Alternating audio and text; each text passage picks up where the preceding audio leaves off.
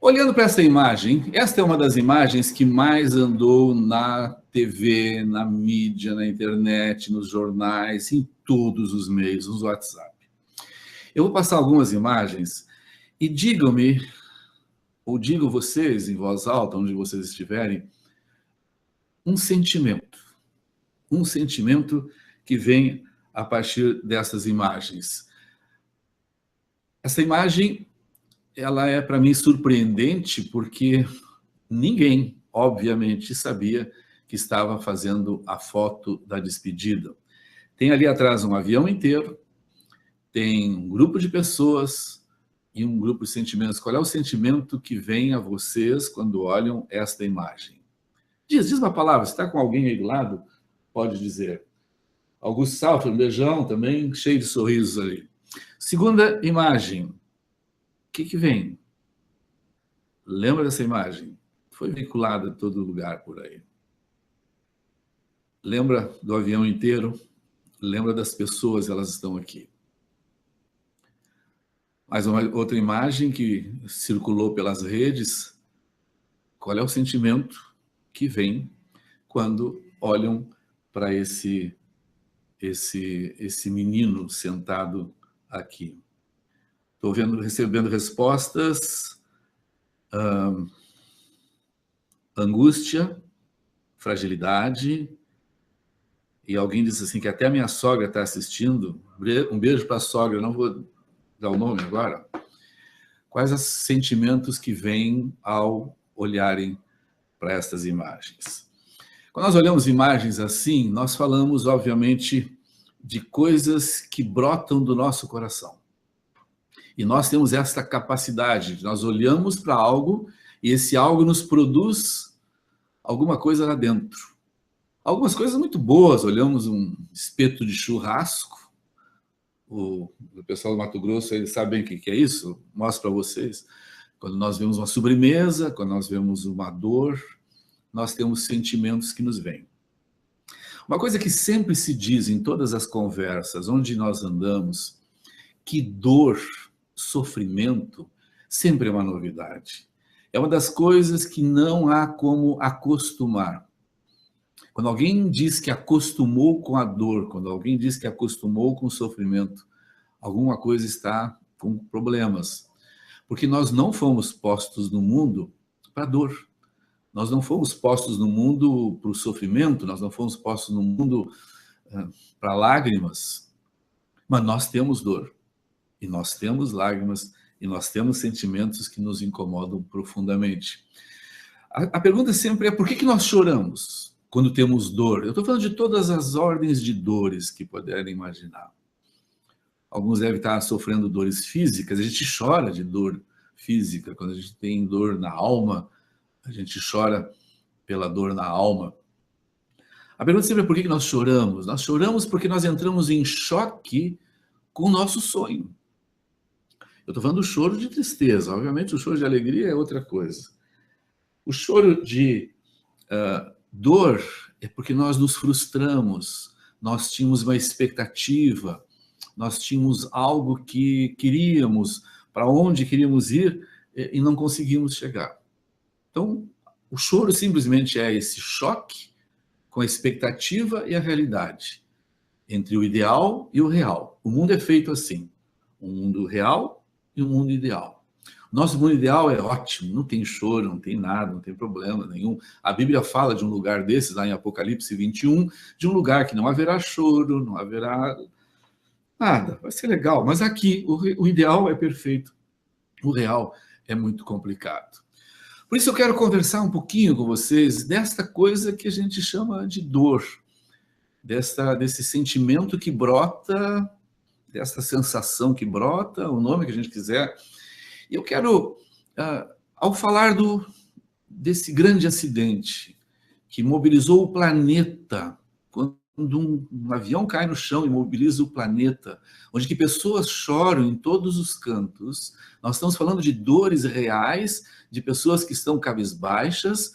Eu ouvi falar pessoas no consultório, na rua, dizendo que o trabalho não está rendendo, que o dia a dia na família não está rendendo, que as coisas não andando, funcionando desde o dia desse acidente grave que aconteceu. Quero conversar com vocês algumas razões que levam a mim, Vilnei, no sul do Brasil, no sul do Rio Grande do Sul, chorar e ter sensações tão desconfortáveis por alguém que lá do outro país, no alto do morro, morreu. O que me leva a ter esse sentimento? O que leva a vocês a terem esse sentimento? Eu vou apresentar algumas razões. E quem está aí, vocês provavelmente terão mais 10, 20, 30 razões. Eu não quero explorar o assunto, isso que é uma conversa. Por isso eu vou falar de algumas que me vêm à mente mais rapidamente, que surgem da minha compreensão, surgem das minhas conversas que eu tenho tido nos últimos dias. Uma das razões por que nós choramos diante de uma tragédia, diante de algo tão impactante, é algo que nos torna belos, que é a sensibilidade. O ser humano é dotado de sensibilidade. Nós vemos uma cena, eu vejo cena de casamento, eu choro. Eu vejo cena de pessoas que não se encontram há muito tempo, eu choro. Eu vejo um nascer do sol, eu choro. Eu fui ver a lua gigante lá, eu me emociono, porque nós somos dotados de uns sensores que eu vou chamar de sensibilidade. Então eu choro porque eu estou vivo, eu choro, eu fico mal porque o meu sistema de sensibilidade está ligado e está aguçado. Portanto, se eu choro, primeira coisa, graças a Deus eu estou vivo. Há dois grupos de pessoas no mundo que não choram e que não têm dificuldade com o sofrimento. O primeiro grupo é os que já morreram. Esses não têm mais. Esses não têm mais a nossa sensibilidade. E o trágico é que há pessoas que estão vivas e que também não choram, também não têm emoção. São pessoas que têm patologias muito graves, transtornos psíquicos muito sérios, que os impede de ter emoção, se desconectam desta sensibilidade. Portanto, quando eu choro e me orgulho. E eu sou muito emotivo e eu gosto da minha emotividade. Eu gosto da minha sensibilidade e eu não quero perder isto. Aliás, sobre isso eu queria conversar de uma forma mais específica com os homens. Nós, homens, temos que ter vergonha na cara. Temos que criar vergonha na cara. Porque nós somos muito macho, a gente segura a barra, a gente não chora, porque homem que é homem não chora. Eu quero saber quem foi o idiota que criou essa frase. Quem foi o panaca que disse que homem não chora. E com esse papo de homem não chora, de não ter a sensibilidade, o que a gente faz? Caiam de costas para a vergonha masculina. No Brasil, 8 anos em média, os homens morrem mais cedo que as mulheres. 8 anos, isso não é genética, é falta de choro, de emoção, de canalizar a emoção, de trazer, de desagradar, de saber lidar com a alma. Por isso, se nós estamos chorando pela tragédia, porque estamos vivos, porque o nosso sistema de sensibilidade emotiva está funcionando. Mas não é a única razão que a gente chora. A gente tem outras razões que nos levam a chorar.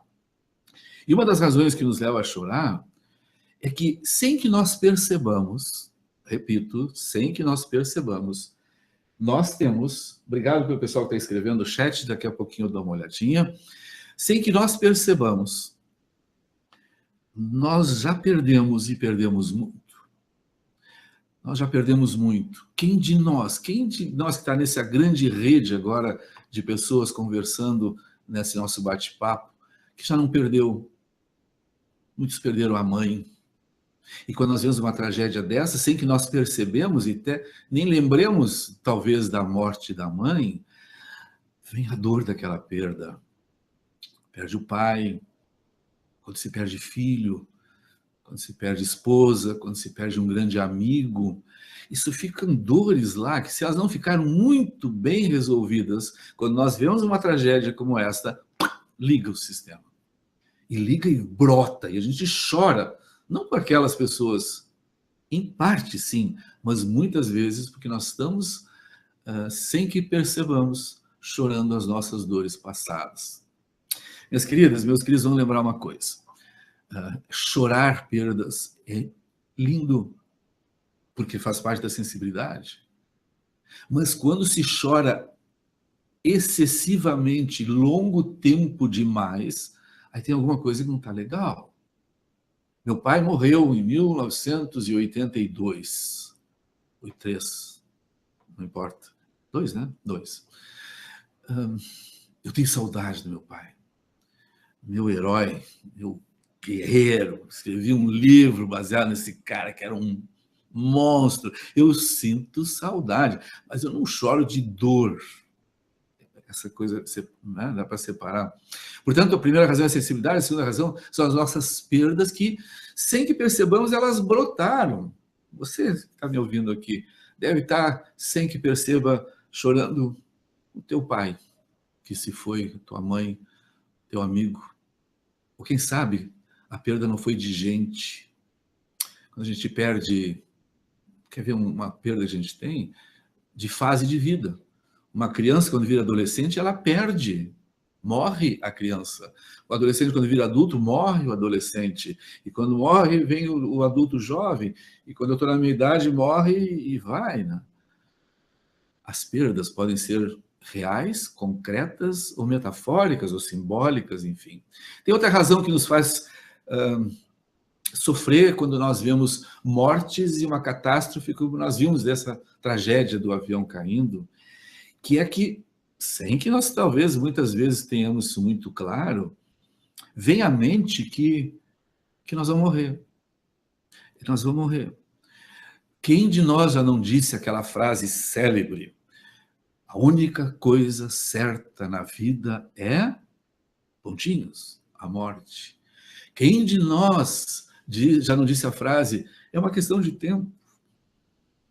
E os cristãos, os que professam a fé cristã, dizem mais. Eu sei que a morte vem, e pega-se uma frase lá do apóstolo Paulo, que diz, e para mim, morrer é lucro, é bom morrer. Eu digo isso muitas vezes, eu quero festa no meu velório. Bota aí, eu quero festa no meu velório. Mas olha aqui, vamos falar sério? Não tem ninguém nos ouvindo aqui perto? Ninguém quer morrer. Se nós pudéssemos dizer assim, passa de mim esse cálice, passa. Eu vi esses dias um humorista dizendo que os ateus, quando estão numa turbulência de avião, eles gritam, ai meu Deus, porque não querem morrer. Ninguém quer morrer. A probabilidade de morrer assusta. E quando nós vemos aquele número enorme de pessoas no chão, lá mortas, eu posso ser um desses. Isso nos incomoda, de verdade. Uma outra coisa que nos faz sofrer e chorar quando nós estamos diante de perdas e de mortes, de coisas dessa ordem, é que nós nos deparamos com a nossa fragilidade. Nós somos forte, a gente é valente, nós fazemos e acontecemos, não sei o que tudo mais. Mas quando nós nos deparamos com doença, com morte, com algo que fuja do nosso controle, nós nos damos conta que nós não somos tão Deus quanto nós imaginamos. Nós não somos tão poderosos quanto nós imaginamos. Nós não temos tanto domínio como nós imaginamos ou gostaríamos. E pior, o mundo não gira tão ao nosso redor como às vezes a gente gostaria. E quando nós vemos dramas como nós estamos vendo, vem essa lembrança de que nós somos muito frágeis.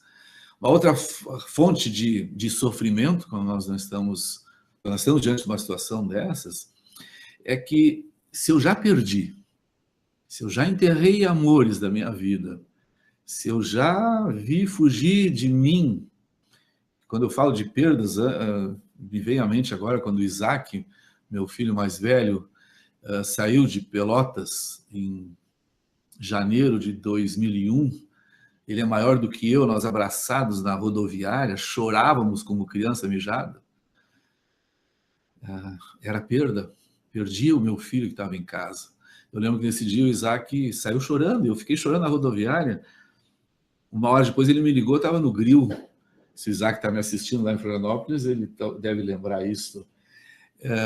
Ele ligou do grill assim, oi pai!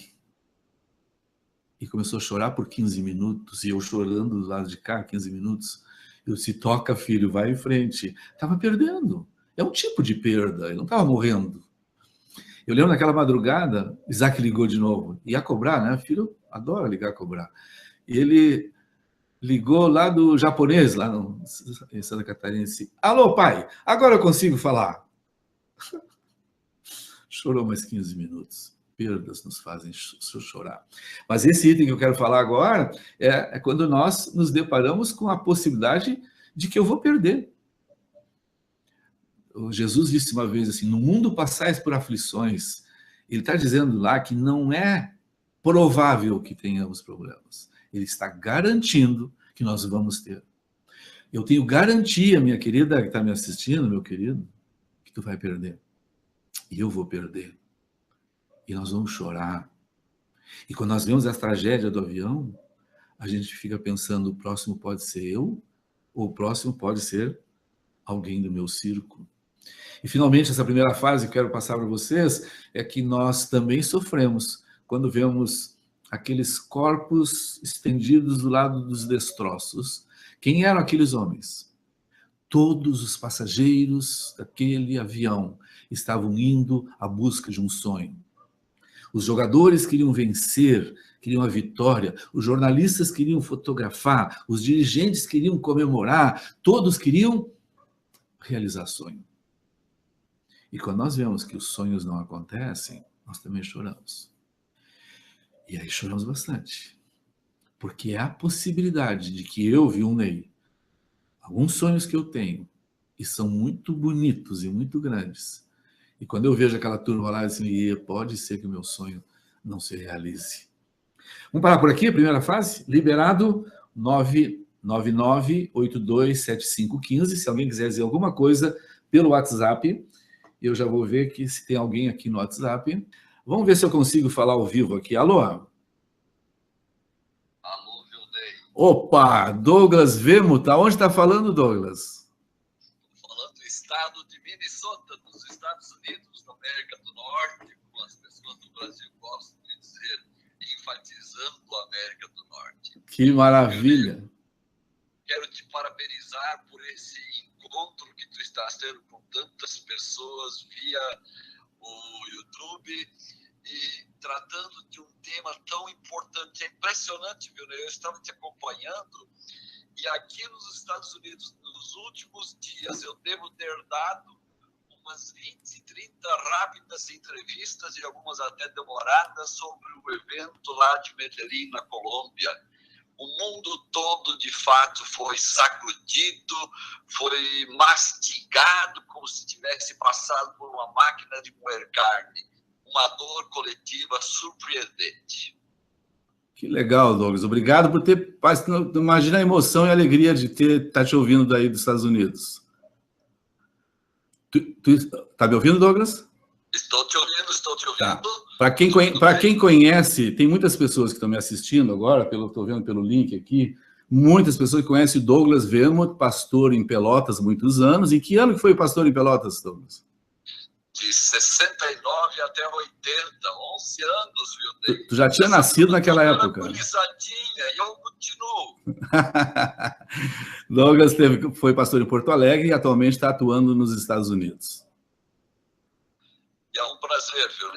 As angústias do ser humano são iguais lá em Pelotas, são iguais em Porto Alegre, são iguais lá no Mato Grosso, são iguais lá na Colômbia, são iguais lá em Chapecó, são iguais aqui na região de Minneapolis, nos Estados Unidos. A dor do ser humano está irrompendo. Parece que o ser humano finalmente tem a coragem de falar e de mostrar suas dores. Um fato que até uns 20, 30 anos atrás não era tão comum, viu, Ney? Pois é. Éramos mais macho, entre aspas. Douglas, muitíssimo obrigado pela tua participação. Foi muito bom. Fica um abraço para ti e para os teus aí. Obrigado, querido. Eu continuo assistindo. Obrigado. Prazer. Prazer ter uma audiência desde aqui do lado da minha casa até onde tu estás aí. Um abração, Douglas. Tchau, tchau. Tchau. Muito bom. Não estava no script esta. A Jane Beskov está mandando uma mensagem de voz. Deixa eu ver se eu consigo. Agora é a hora das pessoas participarem. Deixa eu ver onde é que está Aqui, ó, vamos ver se eu consigo pegar o recado. Vilney, há 6 anos minha filha foi para o Rio de Janeiro. Também foi essa choradeira, uma perda, porque ela saía de casa, ela saía debaixo dos meus olhos. E hoje, 6 anos que ela está no Rio, e eu sinto a cada dia a presença de Deus, e Ele confortou meu coração.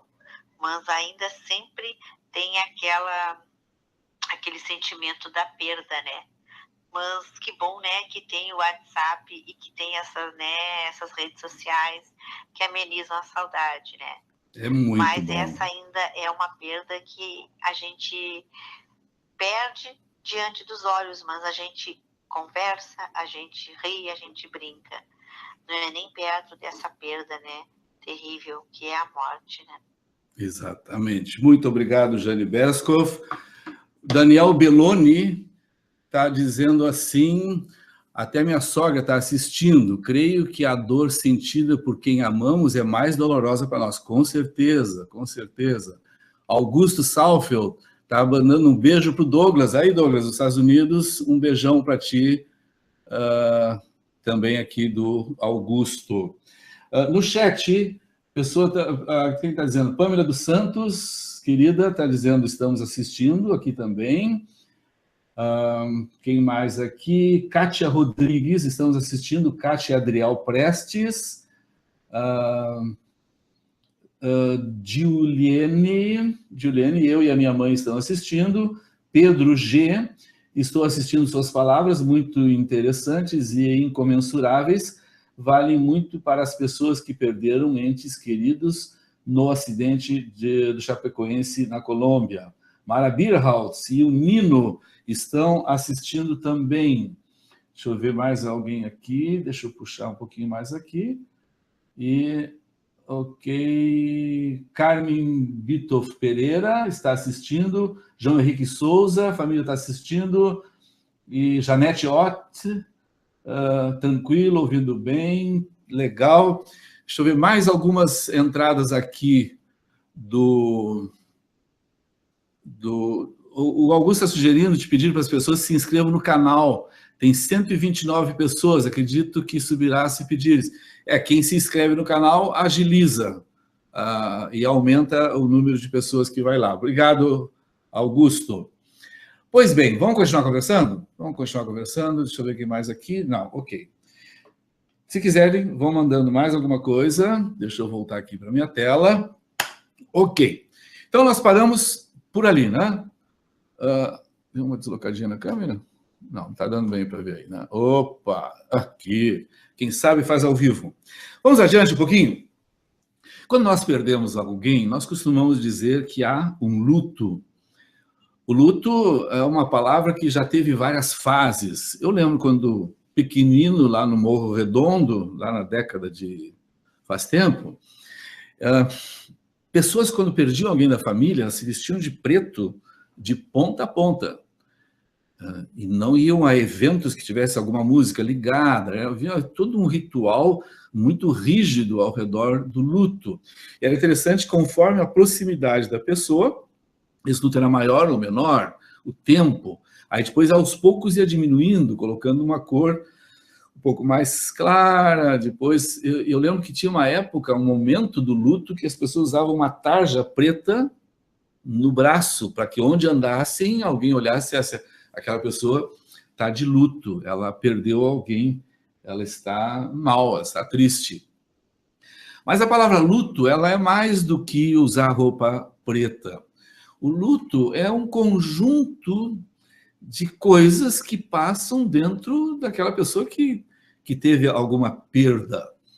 Algum luto, normalmente nós atribuímos o luto à pessoa, quando morre alguém, quando nós temos uma pessoa que morre, mas o luto também é quando nós perdemos algo, ou quando nós perdemos fases da vida, como eu mencionei antes. O adolescente, quando vira adulto, ele morre, ele está de luto, morreu o adolescente. E tem uns que, para não matar o adolescente, tem 50 anos e se comportam como adolescente. Tem uns que não passam da adolescência porque acham que está bem assim. O luto é uma mobilização interna da pessoa. Eu atendi há muitos anos no consultório uma pessoa que estava com um luto profundo, extremamente sério, porque o seu cachorro morreu. Não tinha um vínculo, ok, algum vai dizer assim, loucura? Não, vínculo, tinha vínculo e ela sofre com isso. Vamos falar um pouquinho sobre o luto? O luto, segundo os estudiosos, segundo aqueles que têm se dedicado a entender um pouquinho melhor isso, muitos deles dividem o luto em etapas. Isso eu gostaria de conversar um pouquinho com vocês, que eu considero muito importante. O luto não é algo, pum, aconteceu, passou. Ele vem acompanhado de etapas. As etapas têm tempos diferentes para cada pessoa e nem todas as pessoas passam por todas as etapas. Guardem isso, porque quando eu mostrar as etapas agora, vão ficar aí meio grilado. Preste atenção. Segundo alguns estudos que têm sido feitos, a grande maioria, a média das pessoas, tem uma primeira fase do luto que se chama de negação. Eu, em vez de negação, também eu gosto de chamar de choque. Está falando, toca o telefone, morreu alguém muito próximo, alguém muito ligado, pum, choque. A gente perde a noção, a gente não tem capacidade de raciocinar bem. Eu vejo muitas vezes em enterros, em velórios, pessoas que vão lá visitar o familiar do falecido e fazem grandes discursos e dão 30 versículos bíblicos. Gente, a pessoa não está ouvindo. Não está ouvindo. Dá um abraço. Ela está tão chocada, esse momento da negação é tão forte que ela não consegue.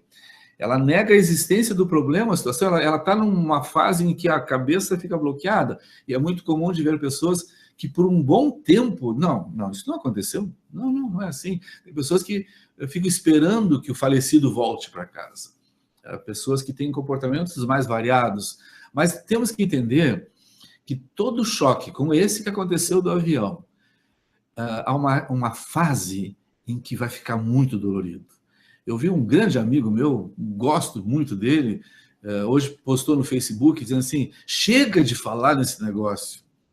Não sei se chega. O luto, para algumas pessoas, nem começou. Mas não é meu familiar? Não é meu familiar, mas há luto, sabe? Aqueles 5 que eu mencionei antes. Então, nós precisamos respeitar essa primeira fase. O que se recomenda? Não é fase de tomar decisões. O homem que perde a sua esposa não deve tomar decisões imediatas. A esposa que perdeu o esposo, parente. Calma. Esta é uma fase de reorganizar a mente. A gente precisa de tempo para que isso aconteça. Uma segunda fase, que não obrigatoriamente nessa ordem, mas é muito frequente, e nem todos têm, mas é uma outra etapa no luto que se chama de raiva. O sentimento de raiva muito forte que ele brota, em que a pessoa tem raiva por aquilo que ocorreu, faltou um U ali. Aquilo que ocorreu. Então ela tem raiva, por exemplo, viram que de ontem para cá, de quem as pessoas estão com raiva? Tremenda do piloto. E parece que tem razão de ter raiva, parece que o cara fez uma viagem louca. O cara foi kamikaze, o cara viajou, não sei, não estou dizendo o que eu ouvi na imprensa, mas está cheio de gente com raiva desse cara. E se ele fez isso, tem que ter raiva. Mas daqui a um tempo vai ter gente que vai ter raiva do dirigente do Chapecoense que contratou aquele avião. E daqui a pouco vai ter raiva daquela outra empresa que levou... Não, precisa descarregar, precisa jogar em alguém ou em algo o seu sofrimento. Então, vem perguntas como essa, por que eu? Isso não é justo? Por que fizeram isso comigo? São perguntas típicas do período de luto, em que as pessoas, quando estão em sofrimento forte, isso acontece. Uma terceira fase é a da negociação, muito frequente também de pessoas quando perdem alguém, quando tem um luto. O que é a negociação? É algum tipo de acordo de maneira que as coisas possam voltar a ser como antes. Tá bem, eu não vou ficar com tanta raiva do cara, mas eu também não vou perdoar. Ou sei lá, cada um tem o seu jeito de negociar. Mas quando a gente encontra alguém de luto que já está começando a fazer pequenas mudanças de pensamento, de posicionamento, bom sinal, está indo adiante. Uma quarta fase muito frequente é a da depressão. Depressão não obrigatoriamente a doença depressão, tá? Um estado de depressão. Tristeza, desolamento, culpa, desesperança, medo, são emoções bastante comuns que aqui se apresentam, e a pessoa então passou a primeira, passou a segunda, passou a terceira e agora está entrando nessa fase.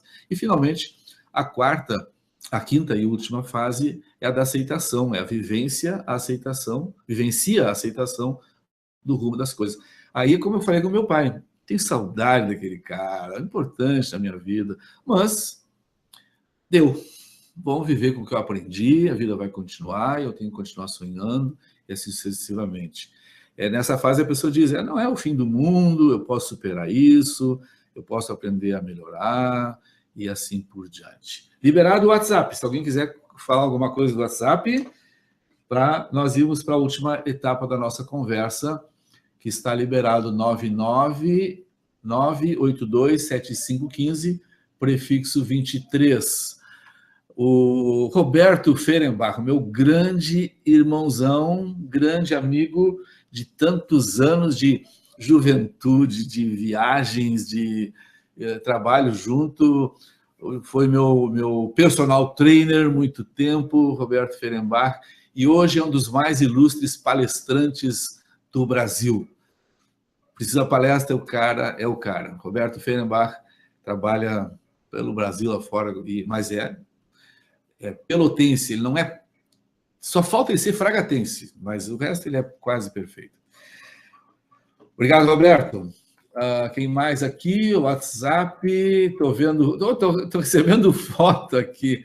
Eu não tenho como mostrar essa foto, não tenho como transmitir essa foto para o ar aqui. Não, mas uma foto linda de um casal que é um amor aqui. Está sendo janta, estou me vendo na foto lá, tá bem, hein? Tinha que ser camisa azul, a única diferença que eu errei. Deixa eu olhar no chat aqui, tá tudo tranquilinho. Tudo tranquilinho. A Kátia, já li. Quem mais aqui? Vilney, por mais que a gente saiba que um dia todos vão morrer, porque não nos conformamos com isso? Mara Salfeld. Por que nós não nos conformamos com a morte? Primeiro que nós temos uma vontade muito grande de ser Deus. Nós temos um desejo muito grande de controlar. É do ser humano o controle. Tanto que a gente vê casais em que a mulher quer controlar o marido quer controlar a mulher. Nota que a tendência do controle aparece no ser humano em várias áreas. Dizem que há duas coisas perigosas para uma pessoa, é dinheiro e poder. Por quê? Dinheiro, a pessoa se deslumbra, né? Se entusiasma, e o poder, ele tem a sensação que ele é Deus. Então, nós temos um desejo bem escondidinho de controlar a doença, sem entrar em nenhuma polêmica, mas me vem à mente uma coisa, por exemplo, tem algumas igrejas que se dão o luxo de ter o poder de determinar a cura. Isso é brincar de Deus, né? É brincar de superpoder. Nós não temos esse superpoder, nós não temos essa capacidade, e nós nos frustramos por isso. Eu escrevi um texto, aliás, deixa eu fazer um comercial. Eu gravei hoje aqui no meu estúdio um programa de rádio que vai na Rádio União FM, que vai aqui em Pelotas e toda a grande Porto Alegre, e pela internet, qualquer lugar do mundo, vai domingo pela manhã, às 7 horas da manhã, o pastor Samuel Armbrust e eu gravamos, e nesse texto eu falo um pouco dessa coisa de que nós nos frustramos por não sermos Deus. Nós precisamos ser Deus. E quando bate a doença, quando bate o sofrimento, e nós nos deparamos com essa incapacidade, a gente se dá conta que não é Deus. Então, nesse texto eu disse assim, nós somos os seres mais sensacionais e incríveis que Deus criou. E os mais frágeis, porque basta um vento, e se foi, nós não assumimos nossa fragilidade. E é uma pena, porque a gente brincando de Deus, a gente está perdendo a oportunidade de viver legal. Vamos ver quem mais tem aqui, mais alguns comentários aqui no chat. O Pedro Fugiu, está aqui. Parabéns, senhor Vilney, primeira vez que assisto ao vivo e com certeza voltarei a assistir. Lia Krause assistindo também, sempre bom lhe ouvir. Deixa eu ver aqui, quem mais? Proveitosa demais a conversa. Super extreme. Oi, estamos assistindo eu e a mãe, parabéns pelo bate-papo. Palavras sábias, como sempre, Ana Paula Bierhaus. Obrigado, querida. Eu, em minha opinião, também como piloto de aeronaves, tenho a impressão de que houve um erro de cálculo, ou melhor, uma ganância do proprietário da empresa aérea. O Pedro G, não sei o que é o G, mas Pedro, tudo leva a crer, né, que o avião foi derrubado praticamente por esse cara. E digo, a ganância está no cálculo de consumo de combustível. Mara Bierhaus, lá das Três Vendas, me diz assim, em cima desse erro de cálculo, falei hoje em casa sobre como a gente precisa fazer todas as coisas com o máximo de responsabilidade. Um detalhe, uma negligência pode botar tanta coisa a perder. Mara Bierhaus, verdade. Uma ultrapassagem mal feita, um detalhe. Eu vi um menino, aliás, eu não vi o menino, mas um gurizão lindo, querido, com 20 não sei quantos anos, sabe o que ele fez? Cortou um fio elétrico com tesoura. Se vocês vissem a tesoura, eu não sei que o cara não morreu. É assim a vida. Gilca Adam. Oi, Vilney. Muito bom te ouvir. Muito bom que estejas aí também. Pedro, parabéns novamente. Obrigado. Deixa eu ver se tem alguém aqui no WhatsApp. 999827515.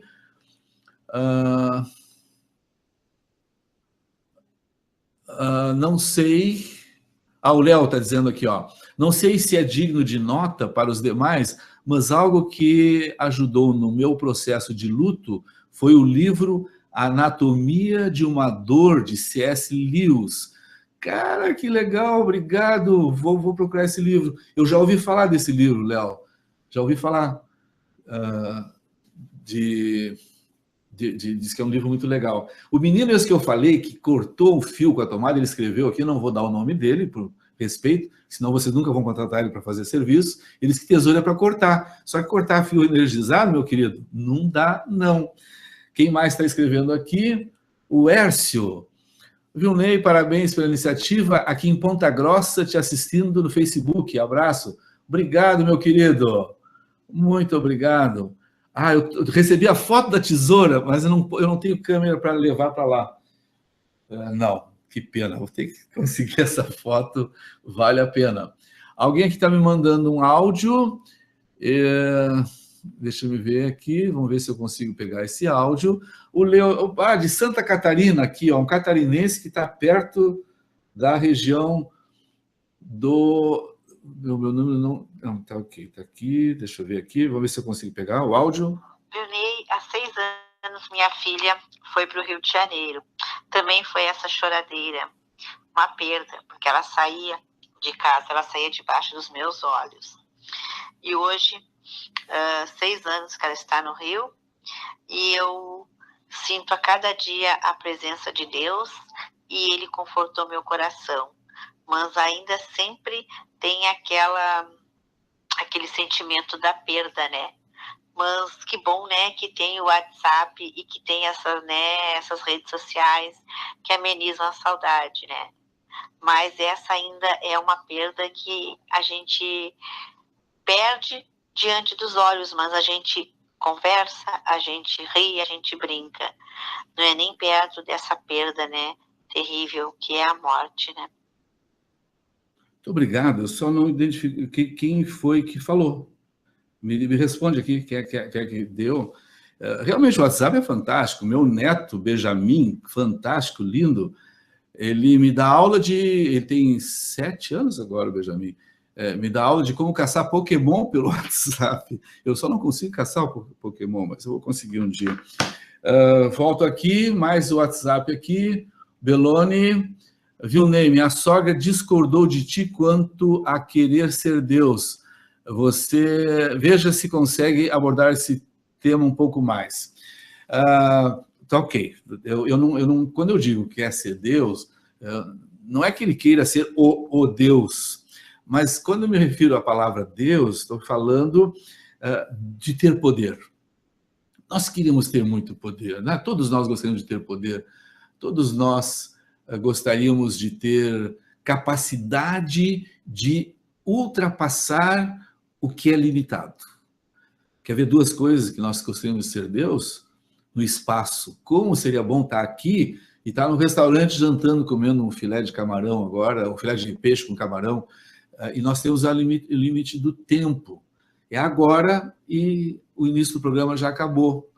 Aliás, são 22h18, eu disse que era 45 minutos. 21, daqui a pouquinho nós vamos terminar. Mas essa tendência nossa de ter controle, essa é a expressão, bota entre aspas essa palavra Deus, não de ser o Deus divino, se bem se deixa, alguns querem ser também, né? Deixa eu ver quem é que escreveu aqui mais WhatsApp. Eu mandei um áudio. O Leonir não foi para o ar. Peraí, Leonir. Peraí, deixa eu ver o Leonir lá de Santa Catarina. É que eu estou operando 3 computadores e um celular e o sistema de áudio aqui ainda e o ar-condicionado, que está um calor insuportável aqui. Deixa eu ver onde é que está o Leonir. Leonir, será que está aqui? Leonir, não estou achando aqui. 6995, desse mesmo número, não chegou. Manda de novo, Leonir, por favor. É importante te ouvir. Estou ouvindo aqui, ó. Queremos ter as rédeas de um cavalo indomável. Augusto Salve. Vou escrever isso aí. Vai dar livro, hein, cara? Quem sabe eu te ensino aquele cara a cortar fio. Muito bem. O que tem mais no chat aqui? O Pedro Guilherme, o TR Artvig, que eu não sei... é o Tiago, tá. A dor pode ser difícil, mas sempre tem os dois lados. Podemos aprender com ela ou sucumbir no desespero. Tiago, perfeito. É o que eu tinha reservado para falar agora no final, tu falaste perfeito. A dor não é só para chorar. Nós poucas vezes vamos encontrar pessoas que se tornaram grandes pessoas, amorosas, compreensivas, que valorizam a vida se não sofreram. É uma droga, né? Porque parece que a gente tem que sofrer para crescer, mas as pessoas da monotonia não crescem. Agora, acho que chegou o áudio aqui, deixa eu me ver aqui, vamos lá, mas esse áudio aqui, será? Vamos ver aqui, peraí. Ney, quando comentavas as fases do luto, disseste que na parte da negação, no momento da negação, não é uma boa hora de despejar versículos, de falar muito. É hora de estar junto, de abraçar, de chorar com quem chora. Porém, certamente chega a hora de falar. Eu creio que o consolo cristão, ele não pode abrir mão do falar, do apresentar de forma clara e inequívoca o evangelho que certamente consola. Existe um momento certo de fazer isso? Ou isso depende de situação para situação? Ótimo, Leonir, perfeito. Gente, vocês são ótimos. Vamos ter que fazer mais programas assim. Leonir, cada pessoa tem o seu sistema, sistema automático de reações. Nós temos que testar pequenos testes de percepção. Eu creio que tem algumas pessoas que um abraço bem dado na fase do choque é um negócio. Agora, há pessoas que estão mais abertas. Todos nós já vimos pessoas que no momento de um sepultamento, elas entram num choque tão forte que tem o choro compulsivo, ela está mergulhada dentro dela. Aí é preciso esperar um momento. Então, na minha leitura, Leonir, todos têm um momento. Nós que aconselhamos, que ajudamos, temos muito a colaborar. Eu li um texto uma vez de um camarada que o título do texto era A Melhor Coisa que Eu Fiz na Vida. Ele conta que estava jogando futebol com um grupo de amigos e quando um amigo dele que estava jogando foi chamado com urgência no hospital que um filho tinha sofrido um grave acidente e estava em risco de morte, e esse amigo foi voando. E essa pessoa escreve o texto e diz assim, o que eu faço agora? O que eu vou fazer? E ele pegou o carro dele e foi para o hospital, chegou na porta da UTI, ficou paradinho. Tá? O amigo, pai, e esse que narra o texto do lado. E ele diz no texto assim, eu não sabia o que dizer. E eu fiquei quieto, olhando. E eu não sabia o que dizer. E eu passei a noite. No outro dia de manhã, estava lá o pai, estava o amigo do lado, olhando, sem saber o que dizer. E não disse nada. Esse menino se recuperou, ficou bem.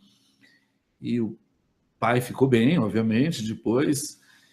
E diz o autor do texto que o pai do menino disse que a coisa mais forte que ele pôde sentir na vida dele, no momento de dor, foi o amigo quieto do lado.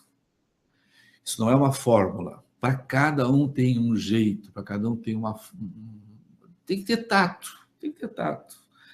Eu amo versículos bíblicos, de repente uma pitadinha, ou uma frase, ou um abraço. Eu amo, aliás, cuidado, tem pessoas que nem gostam de abraço, tem que ter cuidado. Os sinestésicos gostam de um toque, de um abraço. Eu sou sinestésico. É tatear, perceber. Deixa eu ver aqui mais, temos mais o Lipe Eldomar de Jaguarão.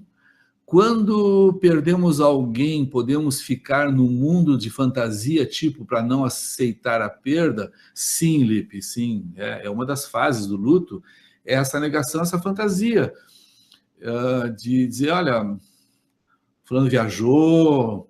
Às vezes até a história de que o fulano está no céu. Cuidado, eu creio no céu, tá? Mas a fantasia para fugir. Dizia o Freud que os mecanismos de defesa são recursos que nós usamos para suportar as nossas dores. Verdade, Lipe, muito bom. Pamela aqui mandou uma foto. O telespectador não perde nada, né? Você quer saber onde é que se compra filé de camarão? Vocês me devolvam o dinheiro que eu vou lá e trago para vocês, legal, tá? Vai ter bastante. Vocês estão esperando, cheio de texto aqui do camarão. Tá bom, tá bom. Daniel Belloni, um amigo que teve câncer, me falou algo maravilhoso. A dor é inevitável, mas o sofrimento é opcional. 10, perfeito, perfeito. Que a família toda assistindo aqui, Alex, Beatriz, Pamela, Paola, meus amores. Deixa eu ver no chat, antes nós irmos para a fase final. Novamente, né, pelos assuntos tratados, temos que ter mais conversas. Eu vou fazer uma proposta para vocês de mais uma conversa daqui a pouquinho. Vamos voltar? Vamos voltar? Deixa eu ver, tem mais WhatsApp? Tem alguém que escapou aqui? Não, está todo mundo aqui. Chat também.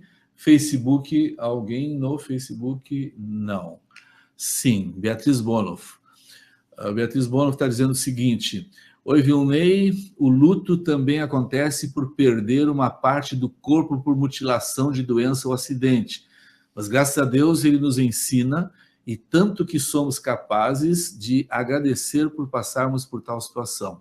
O versículo de que no mundo passais por aflição foi o meu consolo no período do câncer. Beatriz Bonoff, sábio, sábio, sábio, sábio. Perder, a gente perde de todos os jeitos, né? E se ganha de todos os jeitos também. Bom, gente, João Henrique Souza, sou a Jaúna. Minha querida Jaúna, eu não sei por que tenho tanto medo de perder meu pai, não sei o que seria de mim sem ele. Jaúna, a gente ama pai, a gente ama mãe. Tenta racionalizar um pouquinho. Tu vai chorar se o dia o teu pai for levado, e tu só chora porque tu ama. E eu ainda tenho que te contar mais uma coisa: tu vais viver. Tu vais viver. É muito grande o número de pessoas que dizem que não vão suportar a morte de alguém, e elas nascem. Eu vou contar uma história bem sintética aqui da minha mãe. Minha mãe era uma pessoa extremamente dependente do meu pai. Extremamente dependente. Meus familiares que estão assistindo sabem disso.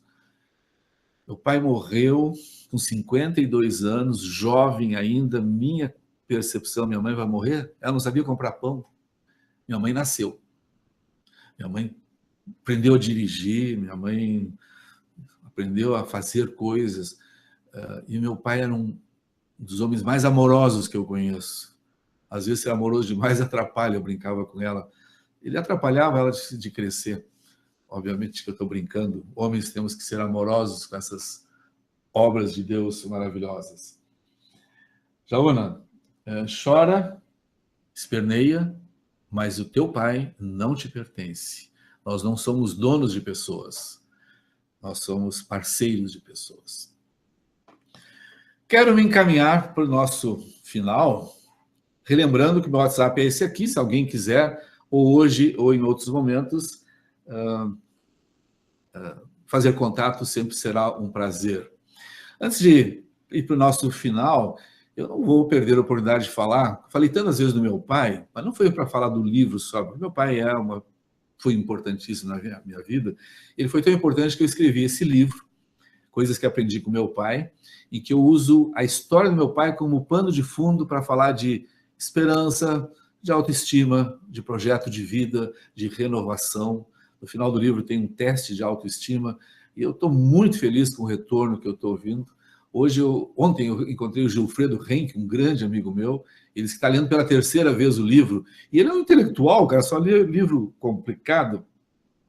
Obrigado pela leitura. Se alguém tiver interesse, nesse meu WhatsApp ou no e-mail, vilnei.varzin@gmail.com, nós podemos enviar para qualquer lugar do mundo o livro.